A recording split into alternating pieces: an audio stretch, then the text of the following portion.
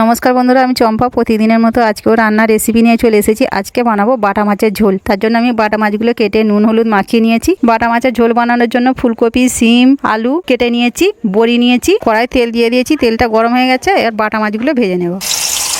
বাটা মাছগুলো ভাজা হয়ে গেছে, ওই তেলের মধ্যে ফুলকপিগুলো ভেজে নেব।